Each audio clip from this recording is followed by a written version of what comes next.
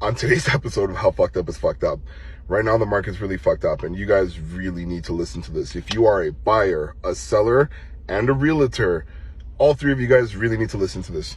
So right now, or before we even get into that, I was talking to my mentor, and he was talking to one of the lenders, and the lender was saying that for every 12 appraisals that are coming in right now, 10 of them are coming up short.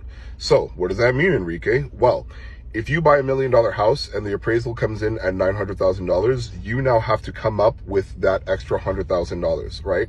Now, if you're refinancing, it's a little bit different. It just means you get to refinance less, but ultimately nobody's getting sued here, right? Depending on your situation. But, nobody's really getting sued here. But like for the buyers, the buying agents really need to do more due diligence, but also the selling agents need to do more due diligence. And I'm not painting you all with the same brush. I get that there's some rock stars out there that really care about their clients, but there's a lot of really shady ones out there, and you know exactly who I'm talking about. And if that's you, punish yourself. And yeah, sure, you can go out and win the bid and get the highest seller, but guess what? If the appraisal comes in short, now you have a real problem on your hands. And I think right now, condition of appraisal is something that really needs to become a standard, just the same as condition of financing. I think these are two really important things to protect both the buyers and the sellers. And it might not be a bad idea now because like a lot of you guys have purchased in February, March, April, and a bit of May. There is an extremely high chance, I would even say that you got about a 95% chance that house is going to come up short where the appraisal is concerned.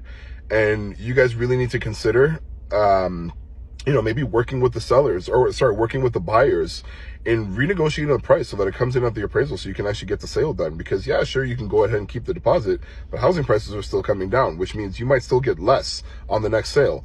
And oh yeah, they can go ahead and sue for the difference, but it's like, come on, man, like nobody could have seen that coming, when they had purchased it, because in February especially, the market was still hot, right? Let's consider karma and keep good karma coming around, because if you're selling, chances are you're buying, and you might be susceptible to the same thing. I know a lot of you guys who are watching the market are like holding out and waiting for the prices to come down a little bit more. Guess what? Bank of Canada raising their interest rates another 4 or 5 times this year, which means, yeah, sure, you might buy the house at $100,000 less, but guess what? You're paying the same, if not more, than you would have if you had just if you had bought it earlier on in the year, right? So be cautious of that. In some markets, we're already down to 20%. Some markets are down 10%. Some markets are down 15%. Either which way, it's all double digits across the board.